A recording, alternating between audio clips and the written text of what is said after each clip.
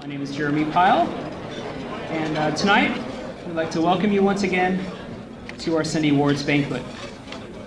Tonight we are fortunate to have a guest speaker who is one of the great names in human space exploration, Harrison H. Schmitt.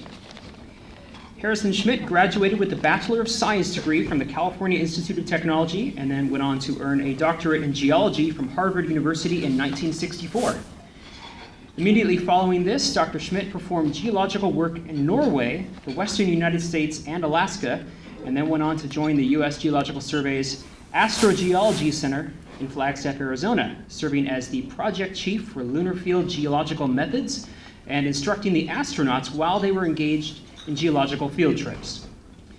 He earned his Air Force jet pilot wings in 1965 and his Navy helicopter wings in 1967. When he was selected to join the NASA astronaut team in 1965, it was as a scientist astronaut. In this capacity, Dr. Schmitt instructed Apollo flight crews on lunar navigation, geology, and feature recognition, and was also involved in geological analysis of samples returned from the moon. He served as the backup lunar module pilot for Apollo 15, and then, in December of 1972, he traveled to the moon as the lunar module pilot for the Apollo 17 mission. With Gene Cernan, the spacecraft commander, and Ronald Evans, the command module pilot. This was the last Apollo mission, unfortunately, to the moon, but it broke several records, including the longest manned lunar landing flight, longest lunar surface extravehicular activities, and the largest lunar sample return. After completing the Apollo 17 mission, Dr. Schmitt served as chief of the scientist astronauts and was appointed NASA Assistant Administrator for Energy Programs in 1974. In 1975, Dr. Schmitt made a significant course change and made a bid for the office of U.S. Senator for his home state of New Mexico. The run, of course, proved successful and resulted in his assuming that office in 1977 and serving one 6-year term with major committee assignments on the Commerce, Science, and Transportation Committee, the Banking, Housing, and Urban Affairs Committee, and the Select Committee on Ethics. After completing his Senate term, Dr. Schmitt continued his lifelong pursuit of science, space, and technology as a consultant, a writer, and a public speaker, and a corporate director. He also served as an adjunct professor of engineering at the University of Wisconsin and as chairman and president of the Annapolis Center for Environmental Quality. He currently serves as the chairman of the NASA Advisory Committee and, most importantly, of course, is a member of the National Space Society's Board of Governors.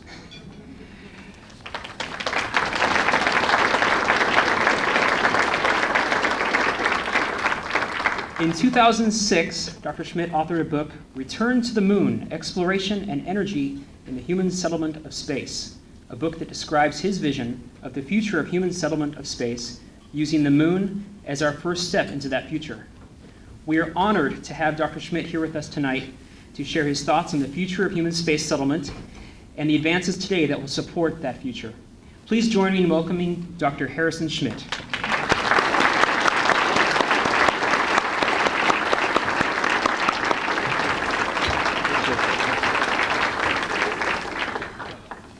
Thank you very much. It's great to be with you tonight. I couldn't help but enjoy the salmon tonight, really quite good, but it also brought back memories of a particular part of the food order that we had on Apollo 17 and on most of the Apollo missions. It was something called salmon salad. Salmon doesn't travel well. And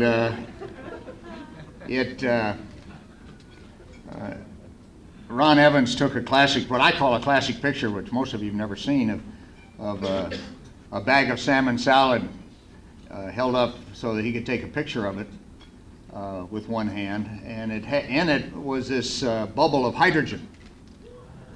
Now, you wouldn't know it was hydrogen, but we knew it was hydrogen because the water we used on the Apollo spacecraft was made in fuel cells, which also powered our spacecraft.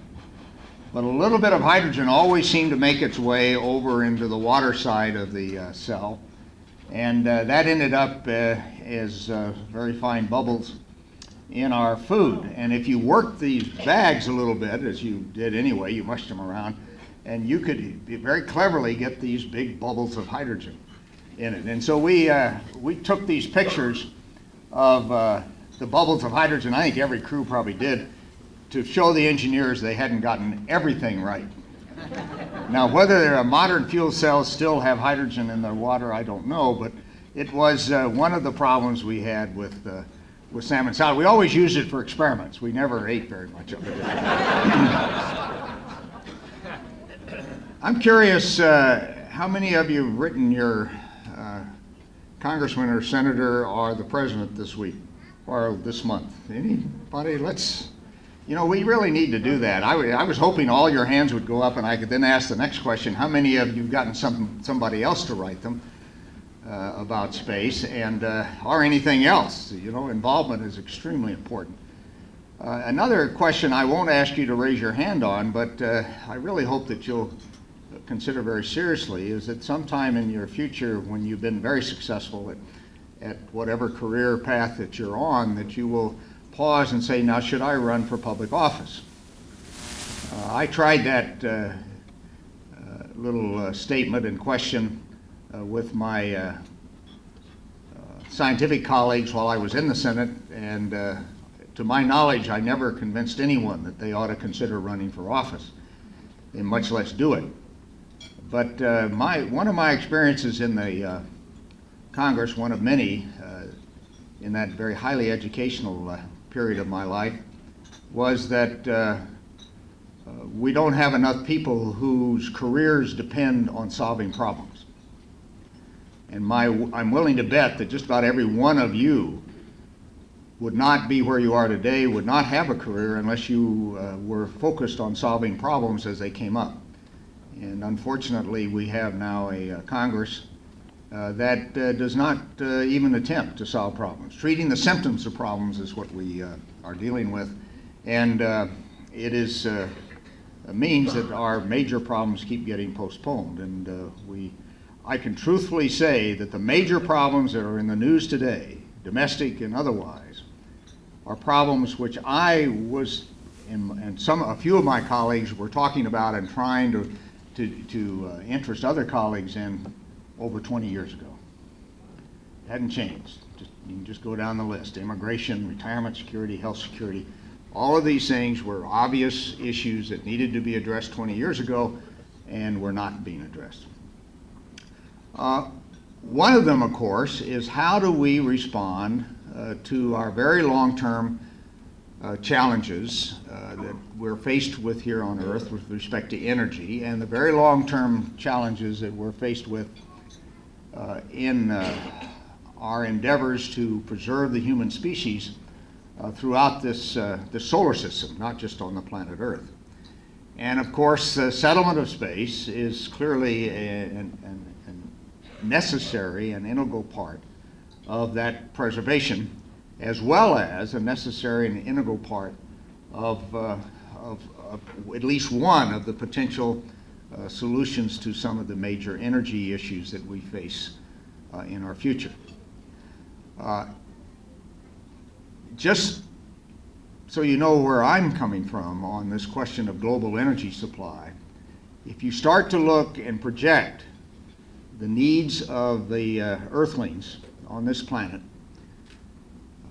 just to 2050, you're looking at least a doubling of the energy supply just to remain even with what we do today. And I know some of you and I myself would argue that, well, we can do a lot to reduce our consumption of energy. Ladies and gentlemen, the curves are curves. The demographics are demographics, and we are going to see a steadily rising demand for energy, if only to stay even. But when you look at the aspirations of 4/5 of the world's population that don't even come close to the standard of living that we enjoy here in the United States, and that a few other parts of the world, Europe and parts of Asia, enjoy today, if you look at their aspirations, then you have to multiply that factor of 2 by a significantly higher number. I myself, if you just want to get the world's population in 2050 to a level that is comparable to the U.S. level today, you're looking at 10 to 12 times growth in energy supply. You don't hear us talking about that. It is going to take just about every conceivable type of energy that we can think of to even begin to dream about meeting some of those aspirations. And one of those potential sources that we discovered without knowing it in the Apollo lunar samples is, of course, helium-3, which has a very huge future potential as a fusion fuel. And I do not claim any credit for having discovered or rediscovered that helium-3 was present in the lunar regolith. That goes to my colleagues at the University of Wisconsin. They were the ones that first sat back literally in a retreat when they were worried about the ability of deuterium-tritium fusion to ever be commercialized because of the high levels of radioactivity and the high levels of first wall damage that result from 14 MeV neutrons that come out of a DT fusion cycle. And they stumbled across the Apollo literature that said there was helium-3 in the lunar regolith. And Dr. Jerry Kolczynski, now Dean of Engineering Research at Wisconsin, and his colleagues realized that there was a tremendous potential there. And they contacted me and asked me if I knew anything about it. And of course I didn't at the time, and probably still don't know very much. But it's what led to the book that was mentioned earlier, Return to the Moon.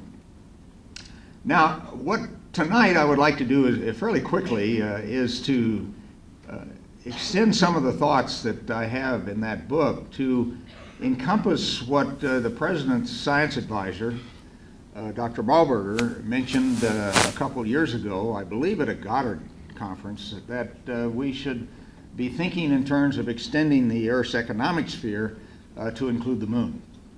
And I couldn't agree with him more. I don't quite agree with the rationale there, because he later on went on to say that helium-3 fusion didn't make any sense to him. But for us to make that extension of the Earth's economic sphere to the moon, then the moon's going to have to contribute something significant back to the Earth. Otherwise, the whole idea of an economic sphere, lunar or Earth-moon economic sphere, really doesn't make much sense. And so let's look at that in a little more detail. First of all, just generally, let's look at why we might want to return to the moon at all. Economics aside. Well, I really do seriously believe that there is a basic human instinct to explore. Whether you're talking about a child exploring their immediate habitat in the house, or whether you're talking about human beings who have throughout human history moved forward in exploration, often looking for freedom, for betterment of their condition, just general curiosity, particularly in the child. It is inherent, I think, in our makeup. New lands and trade and knowledge have been an outcome of that instinct for exploration. And it has been going on at least for 40,000 years, as long as modern humans have been very active on this planet. That date, I used to have 150,000 years in that chart, but I've been going back and forth in my reading about when modern humans really started to move out, and I'm still debating that within myself of which group of anthropological researchers to believe at this point. Nonetheless, whether it's 150,000 or 40,000 years, again, those modern humans have looked for new homes, for livelihoods, for know-how in many cases, and also resources. That has almost invariably been an important part of our exploring beyond our known horizons. Now, these kinds of explorations have been supported by government, and I put government in quotes because that could go all the way down to an organized family hierarchy on up to organized states. But government has been part of that, as well as individual initiatives. Individuals have just decided, well, I'm going to go do this, and they've done it, either with their own resources or supported by resources of investors, quote unquote, that they've been able to attract. Either one has worked and has done great things. Now, By going back to the moon, we perpetuate the exploration and eventual settlement of this new ocean that's available to us, to bring back a phrase of a number of decades ago. Again, we can compare that, I think, very legitimately with past migrations into our global habitat, and with the opportunity to expand free institutions. Now, exploration hasn't always been associated with the expansion of free institutions. It really became apparent as a benefit from exploration with the settlement of the New World. But nevertheless, now we know that the freedoms we enjoy here in this country are very closely tied to the sacrifices as well as the motivations for exploration of our forefathers and foremothers, as the case may be. Conditions for true space settlement, we wouldn't be here if there hadn't been both, so I think we really have to include them all. The conditions, though, for true space settlement, though, I think we have to be realistic about them. It's been true of any settlement of any kind here on Earth and that has been had a permanence to it. One, and maybe most importantly, there has to be the potential for economic self-sufficiency. Otherwise, it would be very difficult to call that a settlement in the true sense of the word. There has to be some form of initial capitalization, whether, again, that is through government support or through private investors. Access to those new lands has to be affordable, whether it's being able to afford to buy a Mayflower, or whether it's being able to buy the equivalent of a heavy lift launch vehicle. That cost has to be affordable by whatever entity is planning to do the ultimate settlement. And you also, in this world of ours, need to have some kind of permissive space law. Permissiveness can be either because a nation will ignore the existing international law that applies to space, or because that existing international law, in fact, is permissive towards either governments or private entities moving forward again into this new ocean. Now, what about economic self-sufficiency? Well, right from the very start, you have to have, clearly in the background there's something else, but you have to have people who are willing to become settlers. Otherwise, a settlement doesn't really make much sense. And as you'll note, if you read the book, Return to the Moon, that is a basic assumption that goes all the way through the book, implicit or explicitly, in that people who decide they're going to be involved in returning to the moon, at least with a private initiative, will be settlers. That it doesn't mean they never come back to Earth, because once you have the ability to routinely go to the moon, you also have the ability to routinely return to Earth. So those kind of opportunities would arise, but you're really talking about individuals who are willing to commit to an entirely new environment in which to conduct their lives. The cost of doing that and the commitment have to both be there, but also by having settlers, you reduce the cost. When you start thinking of returning to the moon in a purely private sector perspective, you're always thinking of how do I keep my costs at a minimum so my return to my investors can be at a maximum.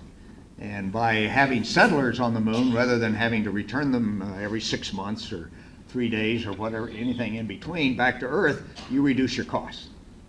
And that is the motivation of companies that have, for example, of investors that have gone forward on this Earth to exploit the resources of the Earth, is that you end up building a company town. And those are settlers, at least for some extended period of time.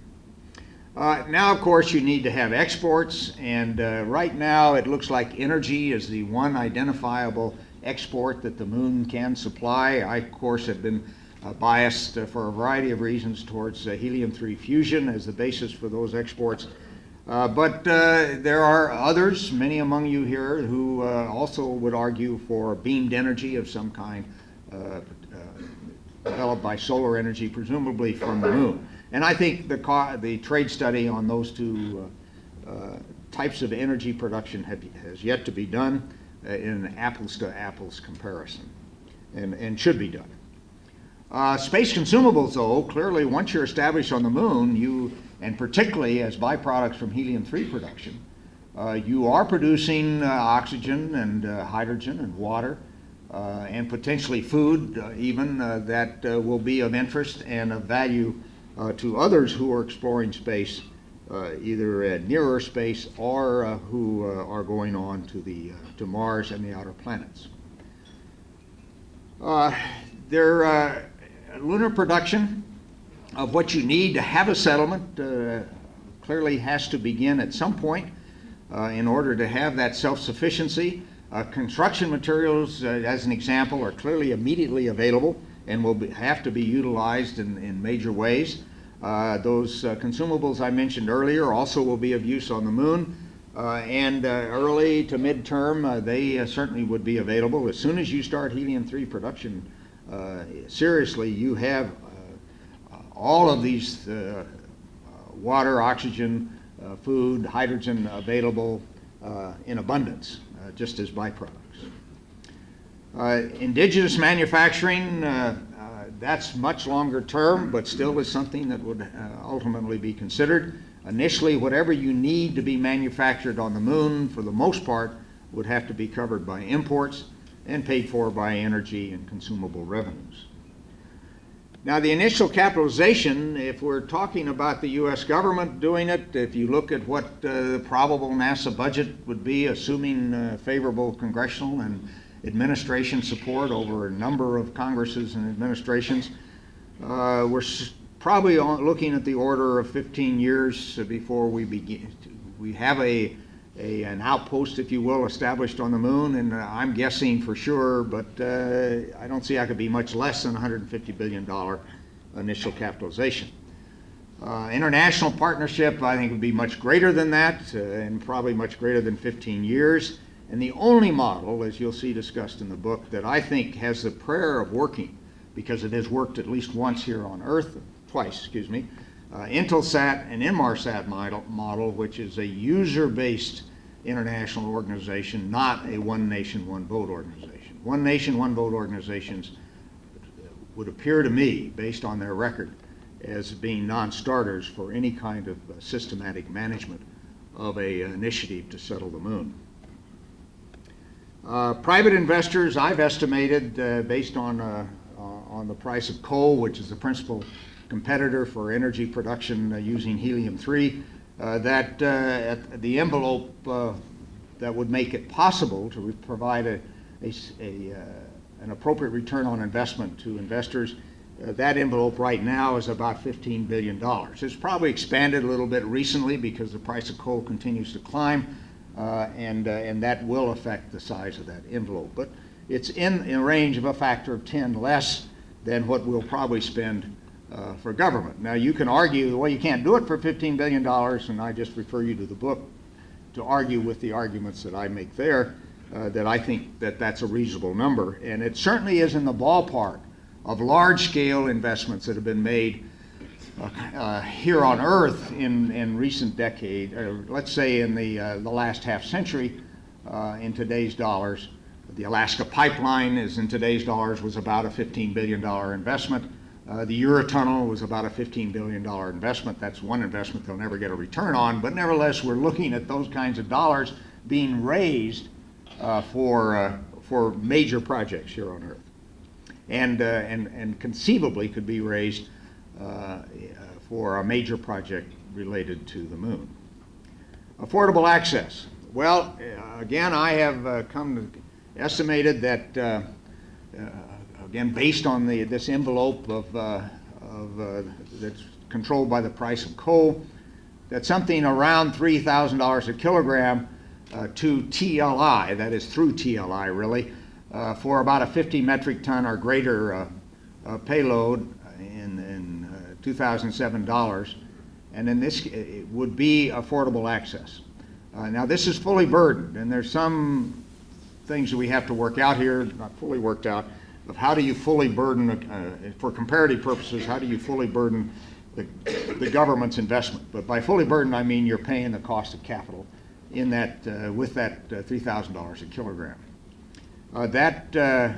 The Constellation system, which I believe the current estimate is, will have a payload throw mass of about 54 metric tons to the moon. I'm guessing, and frankly it's just a guess, and I'm going to try to pin this down over the next few months, but something like $6,000 a kilogram is the marginal cost. I think some of the statements that Mike Griffin has made probably support that, but I need to verify that a little bit more specifically. It certainly is driven by Congress and OMB of whether or not you get to those costs. The longer you stretch these programs out, the higher those marginal costs are going to become. And right now, it's Congress and the OMB seem to be intent on stretching those costs out indefinitely if we're not careful. That's why I'm wondering why you haven't written your congressman this week or last week or the week before. The Saturn VI concept, or just with say an Orion style system upgrade of the Apollo system, might be able to get to 100 metric tons. I make the argument that it could. And with that, and with long-term production contracts in a private investor-driven system, I think you can get to that $3,000 a kilogram. Now, there are ancillary consequences that I think are important to bring up. If you can get to numbers like $3,000 a kilogram, then I think you start to enable things like lunar tourism, which becomes an ancillary business for any kind of return to the moon initiative. And also, it begins to clearly enable much less expensive moon-based science and technology applications. A lot of things become possible when you get to costs that are at that level.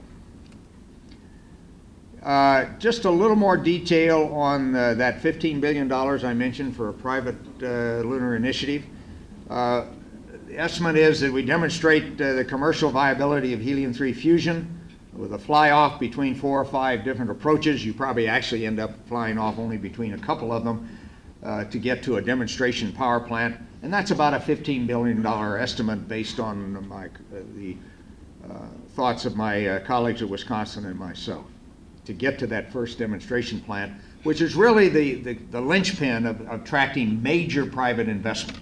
There may be an angel out there that's going to get this thing kicked off, but to get the full-fledged investment of $15 billion that you're going to need, they're going to have to believe that helium-3, or deuterium helium-3 fusion at least, is viable as a commercial power initiative and can compete with coal at whatever the spot price of coal might be at the time. The recreation of a Saturn V class heavy lift booster with those payload costs that I mentioned previously, that's probably at least another $5 billion investment. Now here, if NASA is indeed successful in the Ares 1 through 5 development, then that may help. It is one area where the government may actually be very helpful to a private initiative if they are successful in that development. And the cost of that the marginal cost of buying heavy lift Ares launch vehicles, or the system as a total system, is something that still allows you to live within that envelope determined by the price of coal. The lunar settlement's capability to produce 100 kilograms of helium-3, that's the minor processors, the infrastructure, the company town, if you will. My first estimate has been about $2.5 billion. The lunar outpost developments will help in that. They will probably reduce the overall development costs if it's the right kind of outpost components, ones that really do make it possible to undertake an initial settlement, at least on the moon. Now, all of this appears to be financially viable at this envelope I'm defining, financially viable if the price for steam coal is $2.50 a million BTUs or higher. That's now calculated out as $140 million per 100 kilograms of helium-3. Why 100 kilograms? Well, that's about what it takes to operate a gigawatt fusion power plant for a year. And so you'd gear your inventory management to being able to ship about 100 kilograms a year to any given power plant that is up and operating. Actually, it takes about 75 kilograms a year to run one of these potential helium-3 deuterium power plants. But inventory management and other things like that, and plus ease of calculation, makes it worth just thinking about it in terms of 100 kilograms per year. Now that, just in anticipation of what might be a question later, that requires mining about 2 square kilometers of the lunar surface to a depth of 3 meters each year. Mining and processing. You actually only process half of that because you're going to work with the fines of the, about half the lunar regolith is less than 100 microns in particle diameter, and that's where most of your resource is, and so that's what you would process. So it is a significant mining activity, but not even close to some of the human activities that take place today here on Earth in terms of processing large volumes and large masses of materials. The difficult part on the moon is that you're going to want to automate most of it.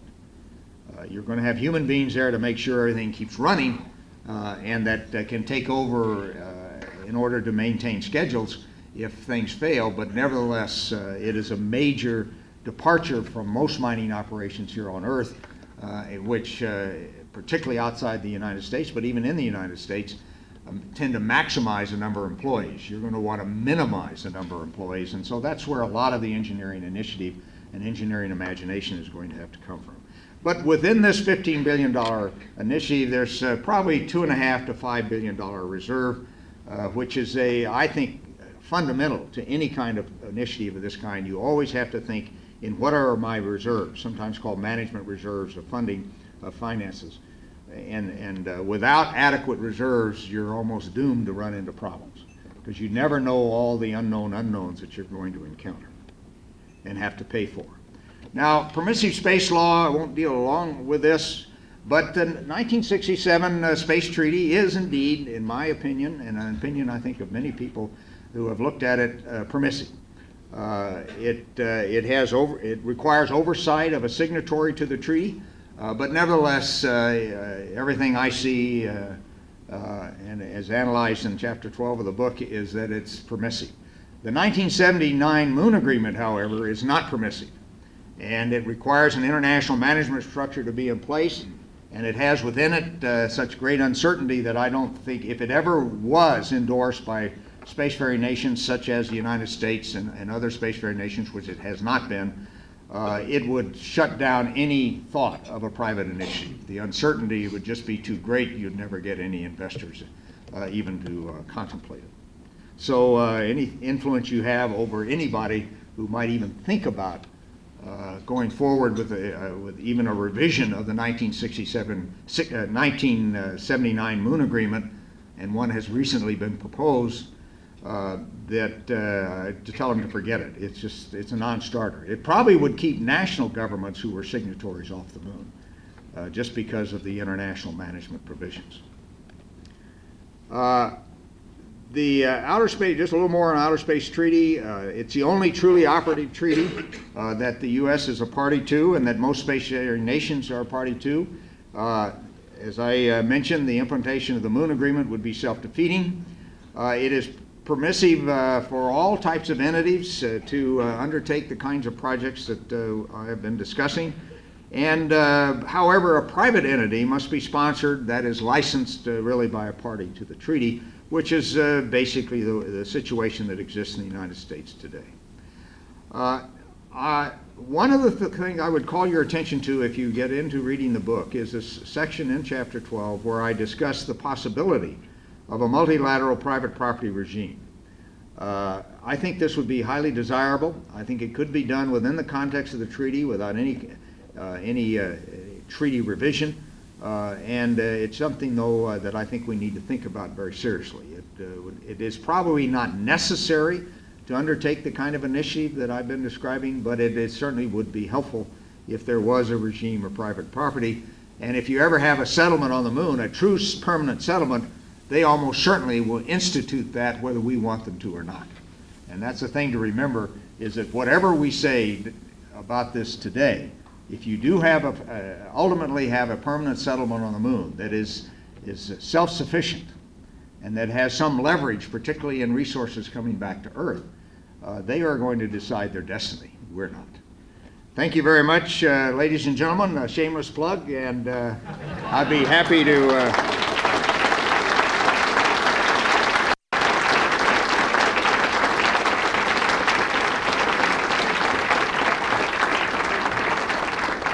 take any questions that you might have for a few minutes, but we won't delay you from the rest of your program.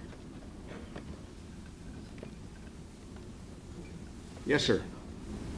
One chapter of your book that you didn't mention that I think people would find worth the price of the book alone is your proposed reforms for NASA. And that makes for very interesting reading in the post-Columbian environment. That's not my question, however. It has been recently proposed that there are large chunks of nickel iron lying about from meteoric impacts on the moon that were not vaporized because they came in at relatively low velocity. So we might have some really good substantial chunks of ore lying about with platinum group metals. And it is suggested that those might be a more easily commercializable resource early on for fuel cells until fusion technology becomes more mature. What do you think of that idea? Okay, first of all, the first part of the comment, if you didn't hear it, was reforms for NASA. I might say that since that chapter was written, Mike Griffin has instituted a fair amount of those or their equivalent. And so I've been fairly optimistic about at least Mike's attitude towards management reforms in NASA. As you might suspect, Mike Griffin and I have been talking about these things for many years, and many of those ideas were the result of those conversations. There are, of course, realistic, pragmatic limitations on reforming any government agency, and I think Mike has realized that they're even more formidable than he had anticipated when he took the job. The question of large masses of nickel iron meteorites with platinum group metals in them is an interesting one, particularly if they exist on the moon. I would just say that there's no evidence in the Apollo explorations. Doesn't mean that we're not going to find it somewhere else, but no evidence that such items exist on the moon. The best we can come up with is that there's no more than 0.3% of the lunar regolith that is composed of materials that would constitute a meteoritic material. That meteorites, whatever the physics reasons may be, meteors, excuse me, whatever the physics reasons may be, hit the moon at high enough velocity that most of the material is dispersed back in space. Now, we'll wait and see whether it turns out that there might be some low velocity materials such as we have seen now on Mars, apparently. That has stimulated that kind of discussion. But then again, you have a different atmospheric environment on Mars. You have a way of breaking the speeds of these objects as they approach the Martian planet. And so I think there's a ready explanation of why we see them on Mars and we haven't seen them yet on the moon. But still, I learned long ago never to say never. Even though I suspected when I was talking about this back in the late 1970s, that we might find something on the moon that made it worth economically viable to exploit. I never dreamed that 13 years, 10 years later, the folks at Wisconsin would tell me what that was. And I certainly didn't know what it was going to be. Exploration always comes up with these things. It's never been an example of exploration that hasn't come up with unanticipated benefits. And we here today are the beneficiaries of those that came with Jefferson's decision to purchase the Louisiana Territory. But even then, the anticipated economic benefits related to the fur trade. I don't think we would say that was the real value of the Louisiana Purchase today. Yes, sir. Of the two space-based energy systems that are currently being looked at, the helium-3 and space solar power, both of them have current showstoppers, and in fact, helium-3 doesn't have a working fusion reactor to use it in, and space solar power is blocked by extremely high launch costs. But they're both viable ideas. So the question is then, which can be approached most rapidly? And the thing I've been thinking of still is that even in spite of the fact we may not get space elevators or anything like that very soon, there's still the possibility of very large, reusable, perhaps hypersonic or air-breathing heavy lift boosters. We have at least 10 more years to develop those before NASA will need them. So I'm just wondering, what do you think of more money going into the private sector to develop a really cheap heavy lift booster, at least 100 tons to orbit, something even maybe like the old Phoenix booster or something like that? I don't know whether everybody caught that, but it basically comes down to is there an approach to the development of new concepts of heavy lift to space capabilities. And I strongly suspect that there are ways, technical ways, in which that should be explored. And one of the nice things about any private initiative is that those would almost certainly be explored before the ultimate investment in a new system would come forward.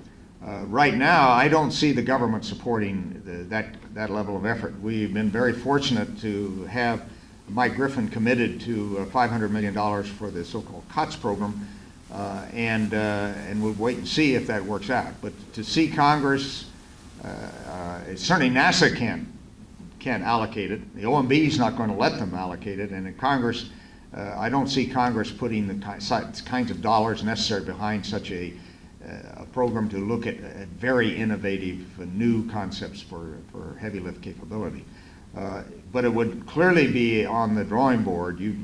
Before you make a commitment to a Saturn VI development or to the use of the Ares system as it's developed, the private sector, an engineering group in the private sector would look very long and hard at, is there a better way to do this and cost-effective way of doing it?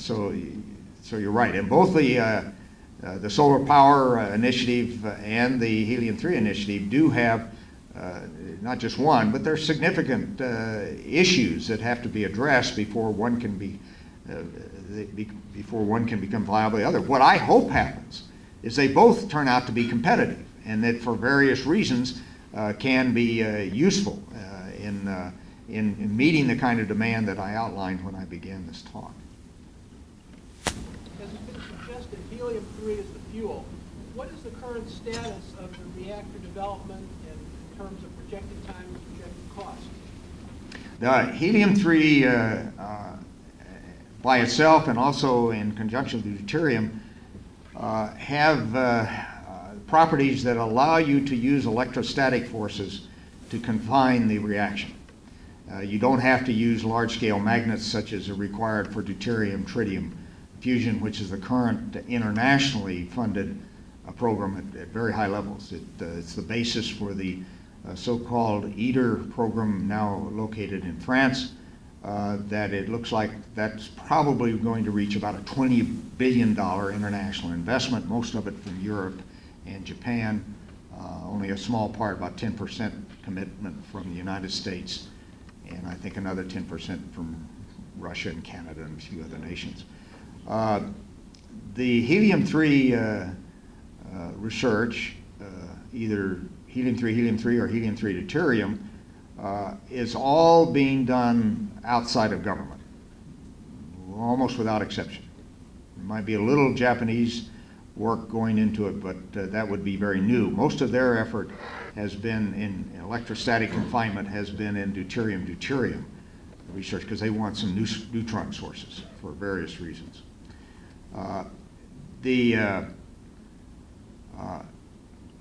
The status of the research that I'm most familiar with at the University of Wisconsin is that we have for several years been able to operate a steady state deuterium helium-3 fusion reaction at about a milliwatt of fusion power.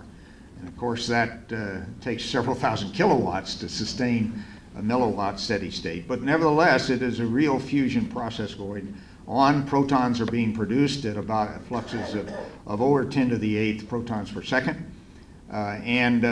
We have demonstrated a number of applications for those protons at the experimental level, including the production of positron-emitting isotopes for in situ placement of PET diagnostic systems and production systems.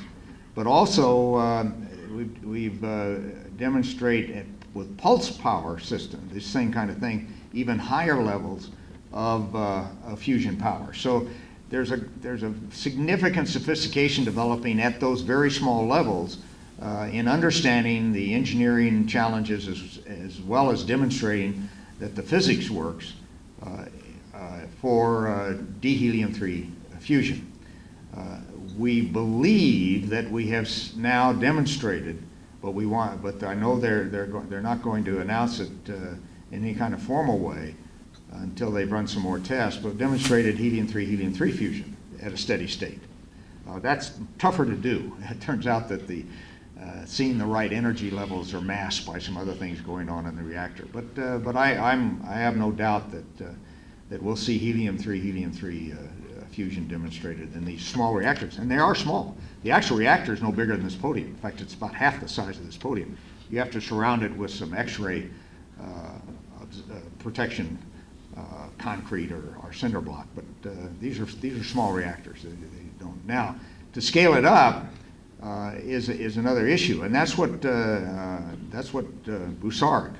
I think some of you heard about the Bussard work here, the recent Bussard work here at this conference, and I'm not familiar enough with it to talk about it other than it's my understanding that he is continuing to pursue also electrostatic confinement systems and is working at ways in which you can substitute an electron cloud as a cathode rather than the stalk cathode which we currently use at the University of Wisconsin. We are well aware that ultimately you got to get rid of those fixed cathodes inside your spherical reactors.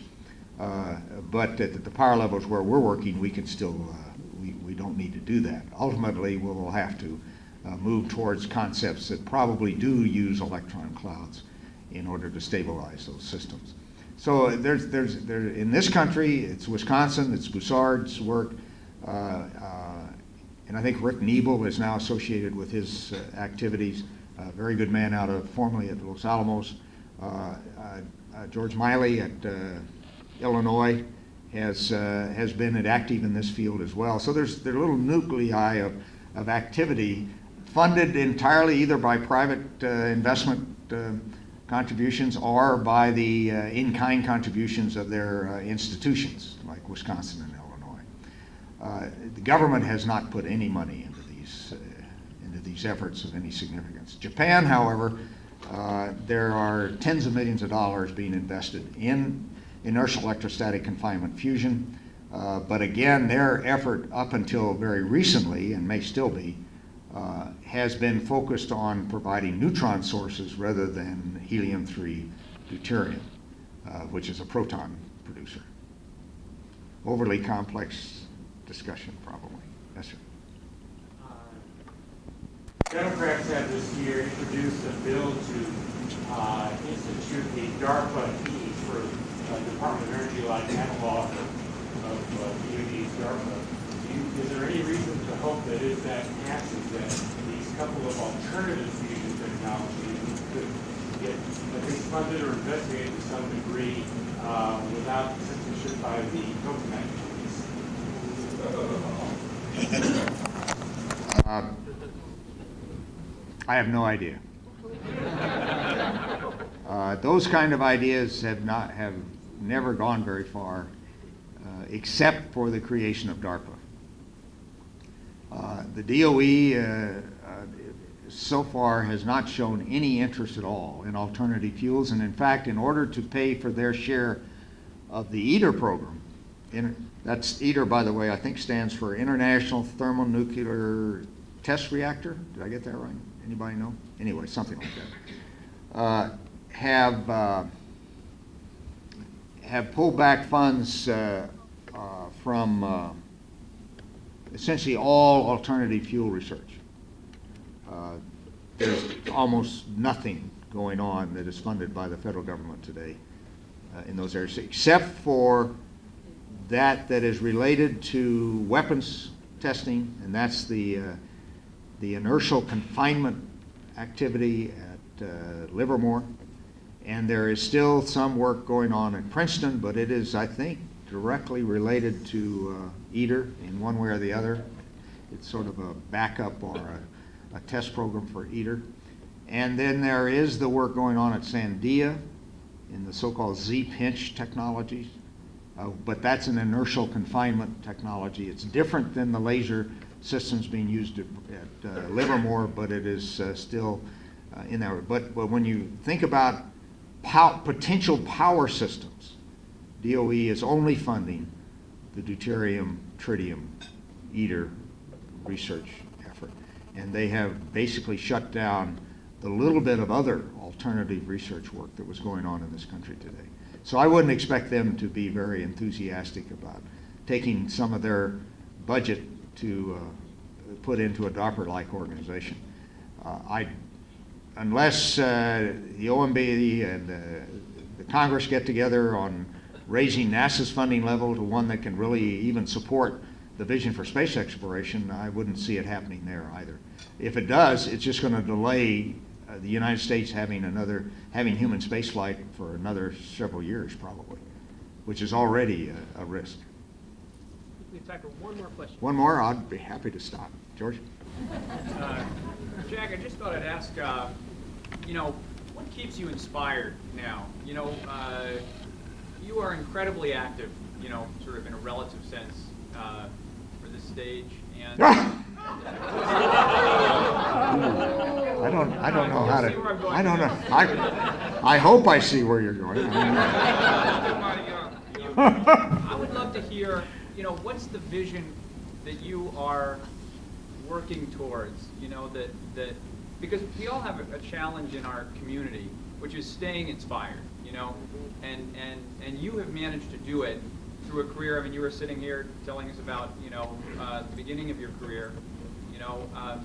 You've managed to do it over five decades, and I think it would be great to hear, for us to hear, how do you keep that fire lit within yourself so that every day you keep on doing it, and I would just love to hear your personal thoughts on that. Well, George, that's a tough one to answer, as you might expect, but on the personal side, I guess it's just an inherent intellectual curiosity of wanting to understand things and to see how things turn out. And one way you do that is to stay involved. And you might just happen to have a chance to affect the way things turned out, although I can't give you very many examples of where that might have happened in my case. Clairvoyance, I'm more than happy to talk about, but actual results is a little more difficult. In that regard, if somebody wants to go back and look at the work that the late Senator Sam Hayakawa and I did on immigration reform back in the around 1980, well, you'll see what I'm talking about clairvoyance. It'll all read very familiar stuff. I guess, though, when you come down to my fundamental intellectual stimulus is that I believe that the American experience and the United States of America have a very special role to play in the future of humankind. And that role has to be played on many, many different fronts.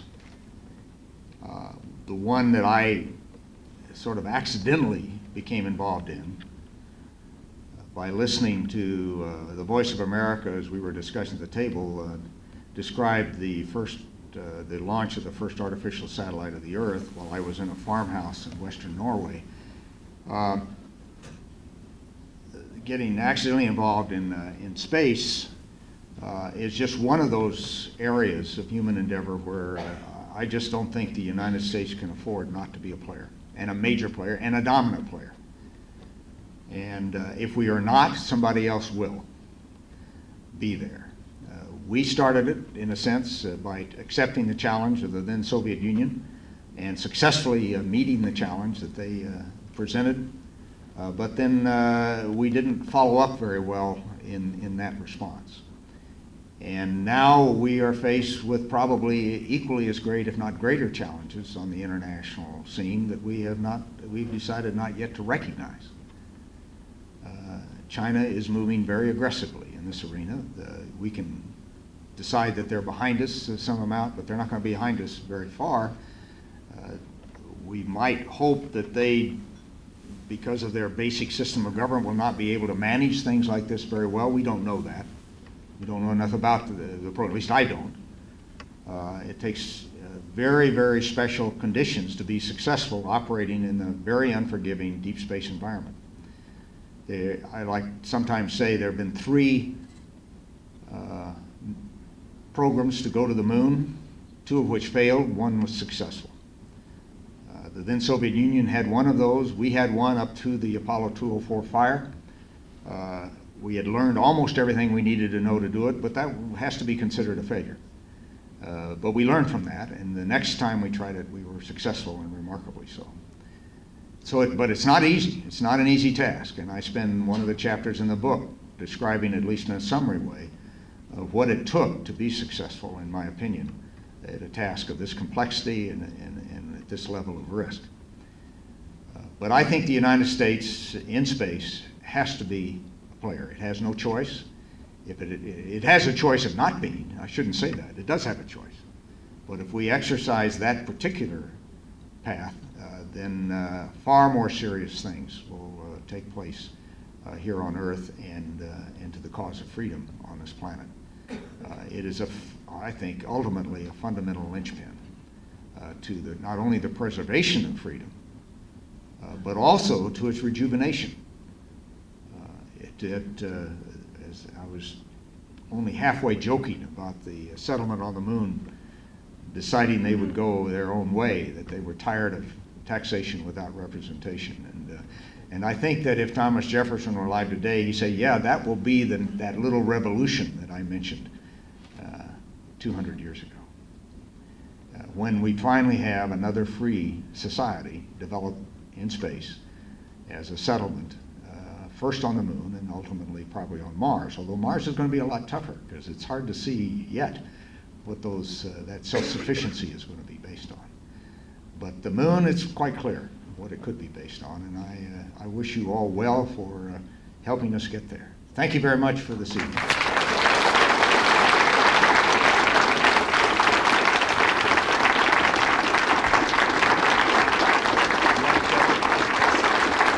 Thank you.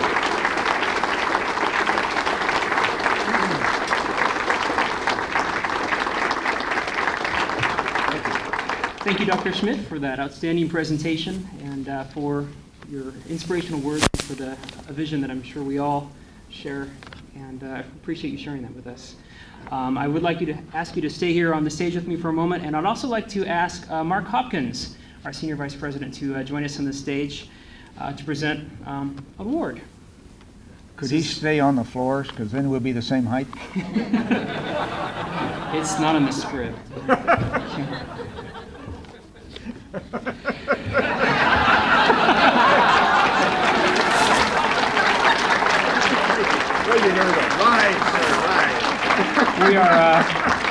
We are honored to inaugurate a new award, as you see right here. This new award honors individuals who have furthered the human settlement of space with a presentation to one of the greats of space exploration and development. Yeah, I'm sorry. That's Mark's fault. No worries. It's the Gerard K. O'Neill Memorial Space Settlement Award, being given actually for the first time tonight for the advancement of human space settlement.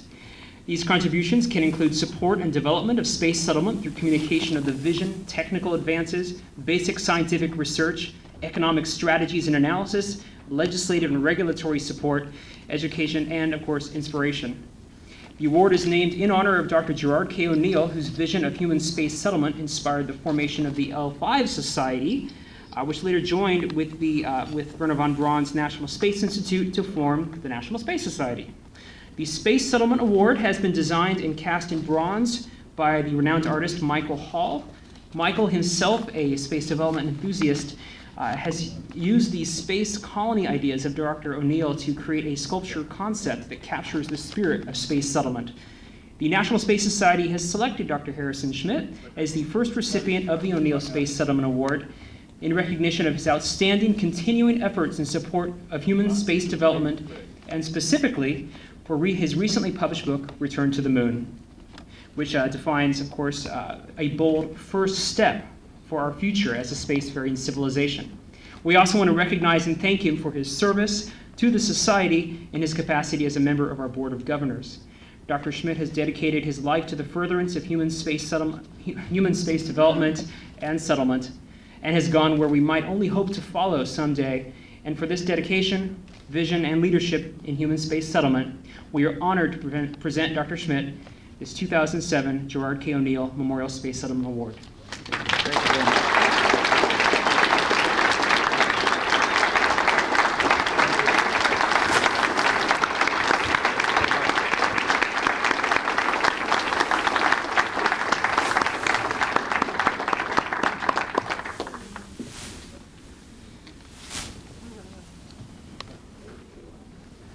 Thank you, Dr. Schmitt, and Mark, of course. And now we turn to the presentation of our Chapters Awards. Tonight we recognize our chapters for the important contributions they have made over the past year. I am pleased to be joined here on the podium by Candace Pankanin, who is our Vice President for Chapter Affairs. It is certainly a difficult job to make the choices for chapter awards each year because so many individuals and chapters contribute to furthering the Society's visions and goals and in our communities in multiple ways. Candace has reviewed chapter activities over the past year and will now announce the chapter awards. Candace? Thank you, Jeremy. Hello. I'm very pleased to be here for the first time as Vice President for the chapters to present an award to those chapters who have, through their persistent hard work, earned a place in the awards category. Directly following the Chapters Awards, we're going to have one special award, which is for design as it relates to space. The first award goes to a chapter whose members have dedicated an abundance of their time to matters of importance within the National Space Society. In addition, they have written many articles and reviews pertaining to space. One such article, published on Space Daily, covered issues relating to the new lunar transportation architecture. The Special Merit Award, Service to the Society, goes to, before I say it, do we have the awards here? Oh, okay, thank you. All right. Goes to the Austin Space Frontier Society. John?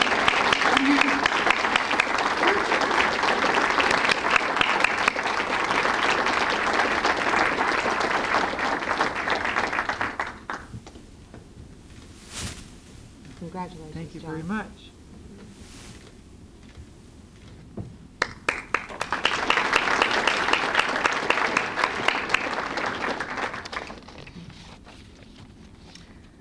All right. The second award, which is for the most promising chapter, goes to a chapter who is working with schools in Southwest Florida, and they're seizing the opportunity to transform that particular event from pure astronomy to a mixture of astronomy and space exploration and development. They're working with the local schools. Most of their chapter members are completely involved in what they're doing. I know that the person is not here because I saw them in the lobby, and they didn't have a ticket yet. But I'm very pleased to announce that the most promising chapter award goes to NSS of Southwest Florida. I'll take it home with me and send it to you. Get to keep it a little longer.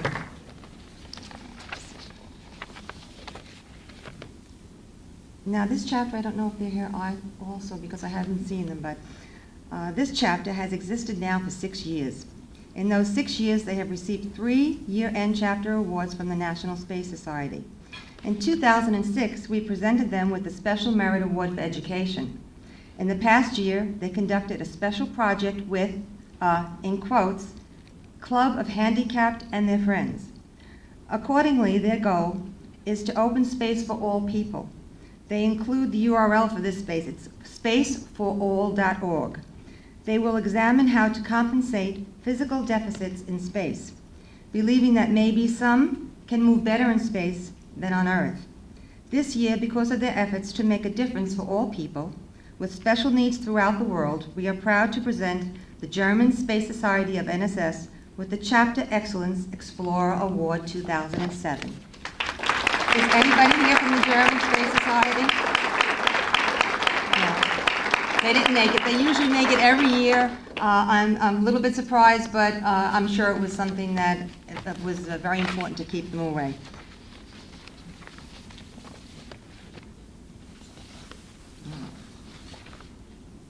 One second.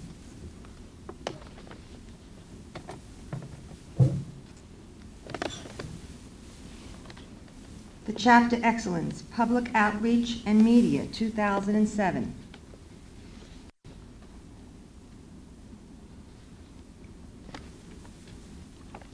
One second. I want to make sure I have the right one here now to read.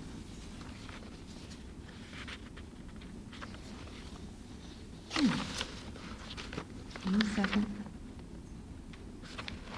Here we are. Okay. This chapter for public outreach and media, I'm going to give you just a few things they've done over the year. They've had 11 miscellaneous space activities, including space launches. They've had 4 conferences, which they participated in or gave. They have had 10 general membership meetings, 12 monthly newsletter published, 12 television appearances, newspaper articles, online and in print, radio interviews, and editorials. Chapter Excellence, again, Public Outreach and Media 2007, goes to the Orange County Space Society.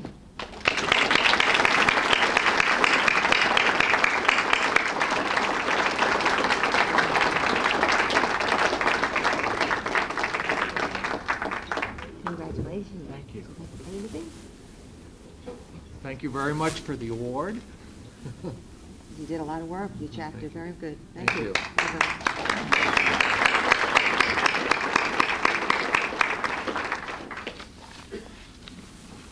Now comes the final award for chapters.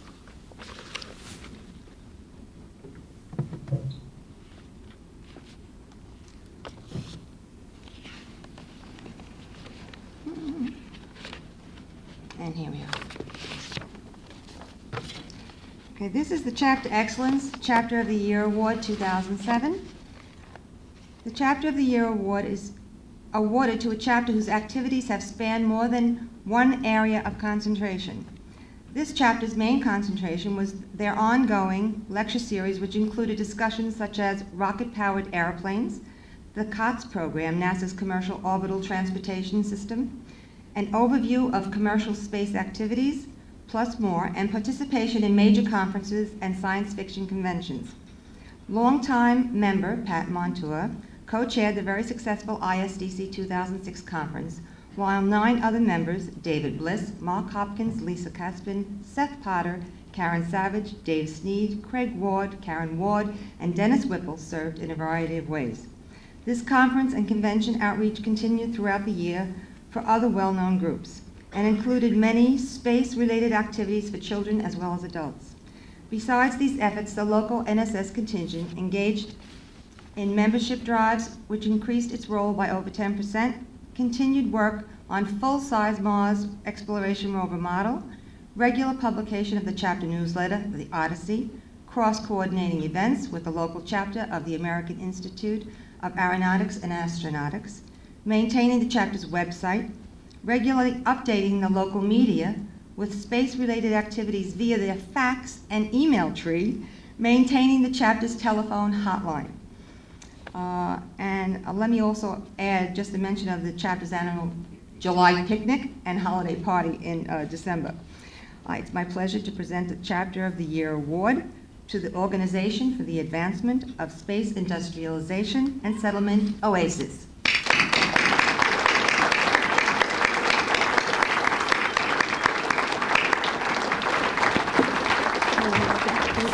Thanks, Candace. No wonder we're all so tired.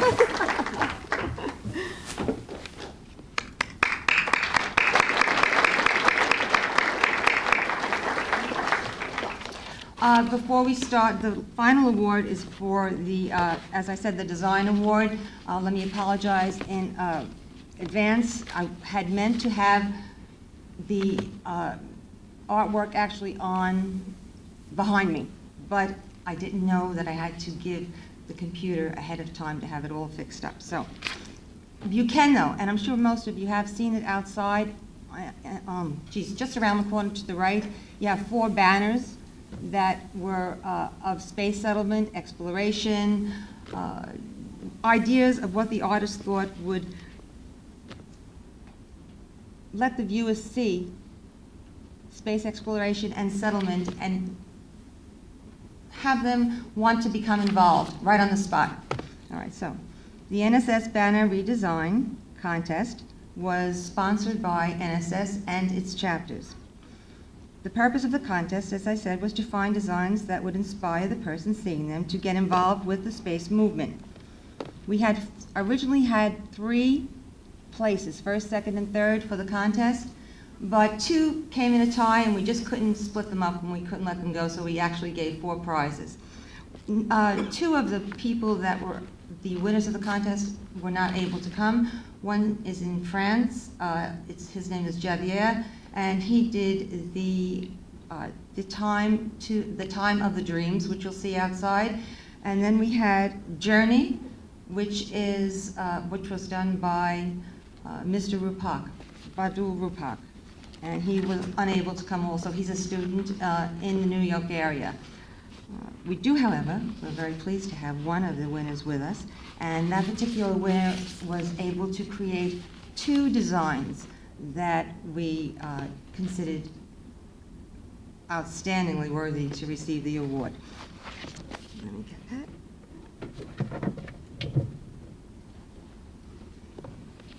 I am very pleased to announce the winner of 2 of the awards for Inspiration NSS Banner Redesign Contest, Mr. Bill Wright.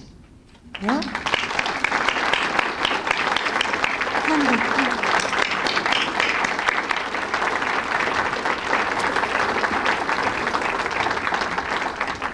It says here, in recognition of design created for our new NSS banner to inspire all who view it to join us in the pursuit of space exploration and settlement. Congratulations. Thank you very much, Candace.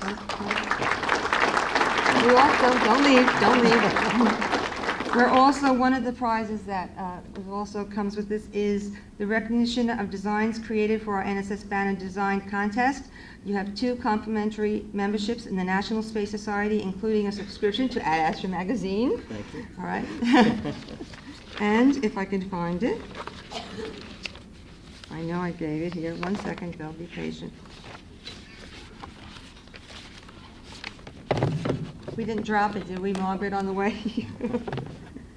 Oh, here it is. I found it. A check for both of the Thank you very much, guys. Thanks, everybody.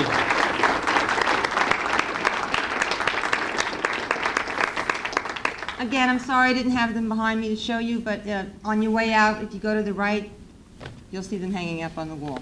Thank you.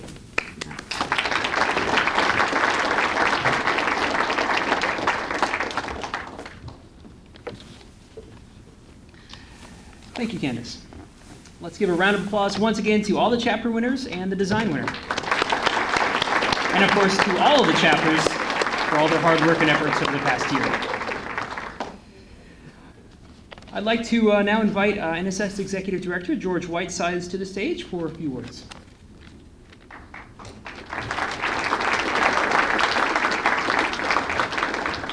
Thanks very much. It's my pleasure to sort of have one of the funnest parts of the conference. Before I get there, I think you'll probably agree with me that your registration fee for ISDC this year was justified purely with the image of Mark Hopkins bowing down to the NASA, the chairman of the NASA Advisory Council. I know that has now been burned permanently into my mind. I don't think. Also, I should have reviewed the executive director handbook. Making reference even obliquely to the chairman's age is probably not the best idea. So I'll have to go back and reread that. Anyway, this is the moment that I think we all get a chance to recognize the folks who actually put the last 4 days together with an enormous amount of through an enormous amount of work. And by that I mean, broadly speaking, all of the people on the organizing committee for the ISDC 2007, but specifically the two co-chairs of the organizing committee and of the conference as a whole, Carol Johnson and Ken Murphy. So if they would please join me on the stage, we'd like to present them with a few gifts.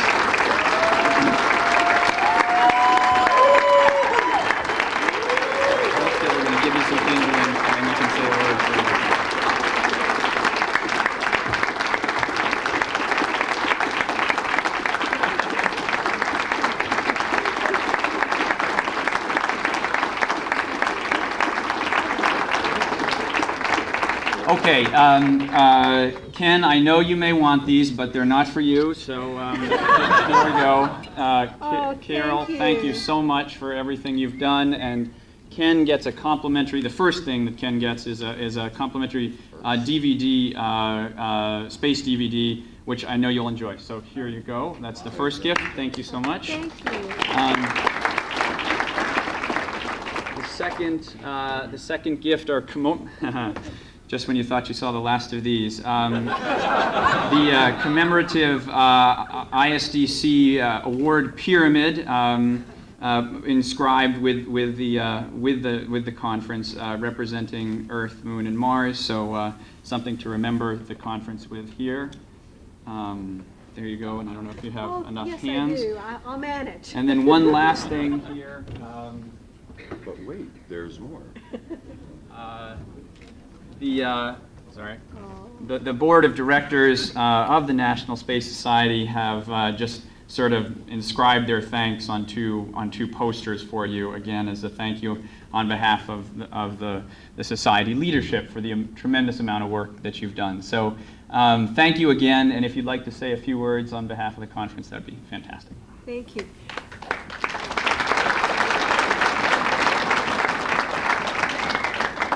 Thank you so much, and I just want to say thank you to all of our many, many volunteers, and especially to the Dallas Mars Society, who's worked with us for several years putting this together. Would they please stand up? Stand up.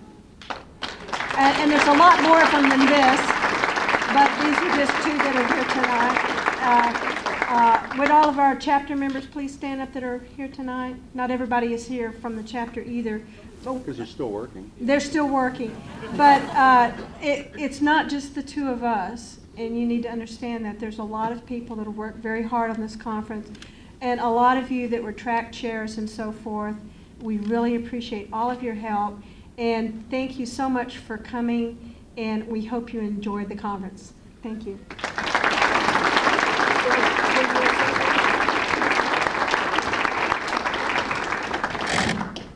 I honestly can't really think of too much to add. You know, ultimately, I'm humbled by having had the opportunity to work with Carol. Her experience through many ISDCs has been invaluable in making sure that this has come off without any major hitches, without any major problems. All the whack-a-moles have been little teeny tiny moles. So, you know, we hope that you've really had an opportunity to kind of kick back, enjoy your time in Texas, your time at the ISDC, and she's the one who made it happen. I don't know where. And be sure and come next year to Washington and support Josh the way that you have supported us. Thank you.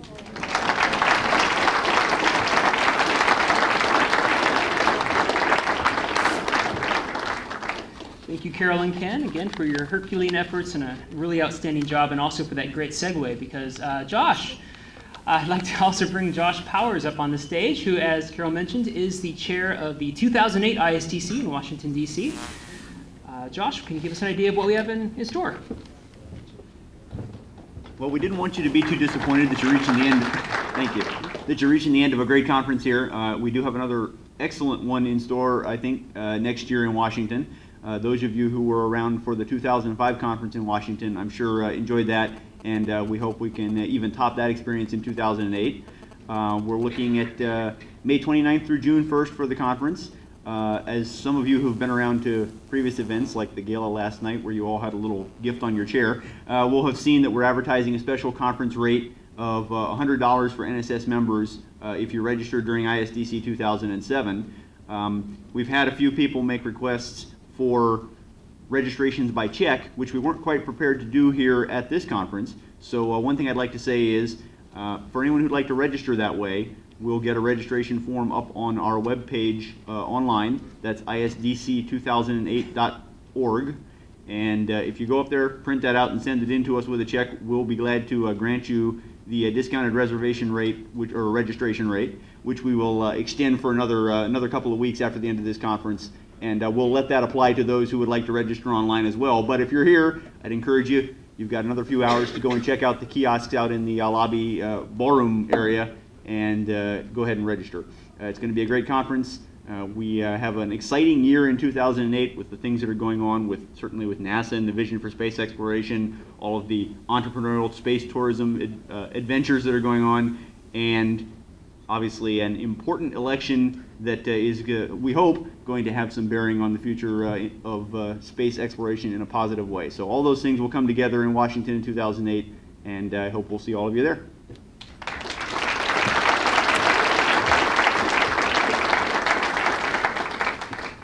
Thank you, Josh. And for those of you who were joined us in D.C. in 2005, you remember what truly an outstanding conference that was. So we hope to exceed that by leaps and bounds next year. I'm sure he will. We do have a couple more final announcements before we wrap up the evening. I am told that the DVDs of the conference activities are outside the door. I think the vast majority of the sessions are included in the DVDs that are there now, and I think by tomorrow they should have the entire conference on the DVDs that you can purchase. Also, following up on Dr. Schmitt's comments about writing your congressperson, for those of us who may not have done that recently, you have a chance to save face by once again attending the legislative conference next month in June. And it's really a great deal of fun, a great chance to interface with your representatives. You can find out more information on our website, just nss.org, and click on the legislative tab, and you'll find out all the information about that. So unless there's something else, thank you everyone for being here tonight with us, and thank you for joining us at ISDC this year. We hope to see all of you and more next year, and good night.